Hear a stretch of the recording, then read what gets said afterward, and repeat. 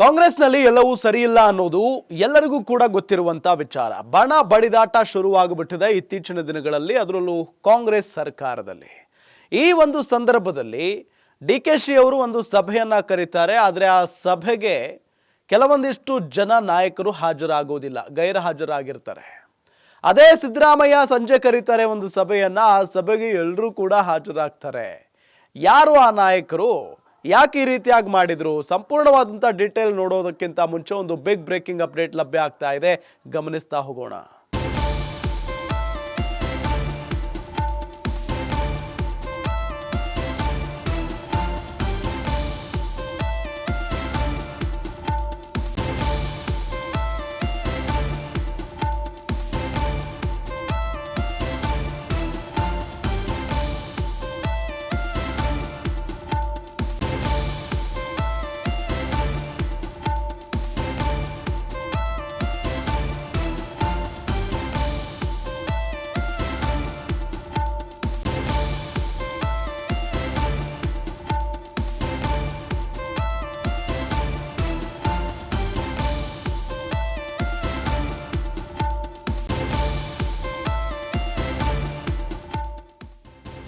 ಡಿಕೆಶಿ ಸಭೆಗೆ ಚಕ್ಕರ್, ಸಿದ್ದು ಮೀಟಿಂಗ್ಗೆ ಹಾಜರು.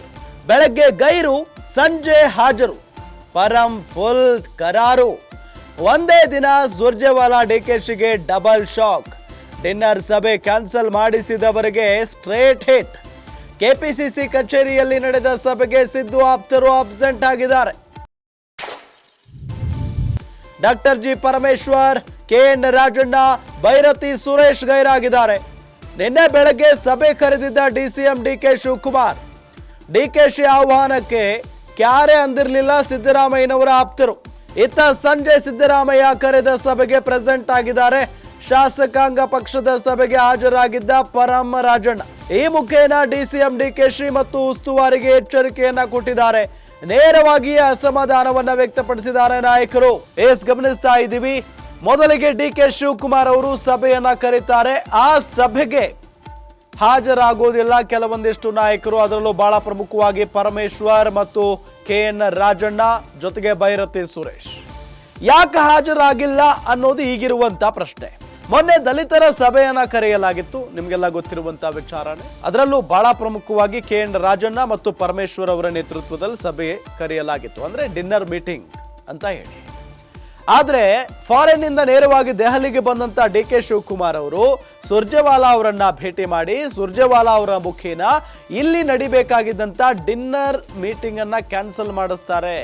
ಇದು ಕೆಎನ್ ರಾಜಣ್ಣ ಮತ್ತು ಸತೀಶ್ ಜಾರಕಿಹೊಳಿ ಮತ್ತು ಪರಮೇಶ್ವರ್ ಅವರ ಕಣ್ಣು ಕೆಂಪಾಗುವಂತೆ ಮಾಡುತ್ತೆ.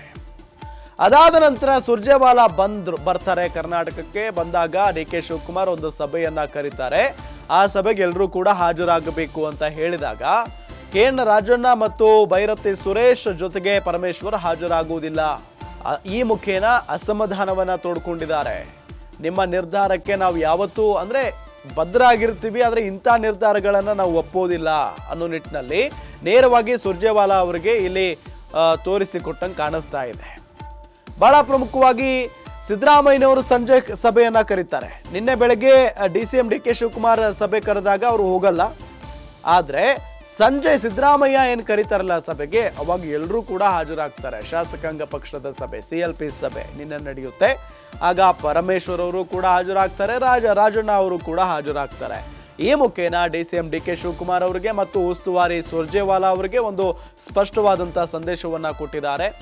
ನೀವು ಹೇಳ್ದಂಗೆ ಕುಣಿಯಕ್ಕಾಗಲ್ಲ, ನೀವು ಹೇಳ್ದಂಗೆ ಕೇಳಕ್ಕಾಗಲ್ಲ. ಎಲ್ಲ ಟೈಮ್ನಲ್ಲೂ ನಮಗೂ ಗೌರವ ಕೊಡಿ. ನಮ್ಮ ಸಭೆಯನ್ನೇ ನೀವು ಬ್ರೇಕ್ ಮಾಡಿದ್ದೀರಿ ಅಥವಾ ನಮ್ಮ ಸಭೆಯನ್ನೇ ಹಾಳು ಮಾಡಿದ್ದೀರಿ ಅಂತ ಅಂದ್ರೆ ನಿಮ್ಮ ಸಭೆಗೆ ನಾವ್ಯಾಕೆ ಹಾಜರಾಗಬೇಕು ಅನ್ನೋ ನಿಟ್ಟಿನಲ್ಲಿ ಈ ಮುಖೇನ ಒಂದು ಸಂದೇಶವನ್ನ ರವಾನೆ ಮಾಡಿದ್ದಾರೆ ಅಂತಾನೆ ಹೇಳ್ಬಹುದು.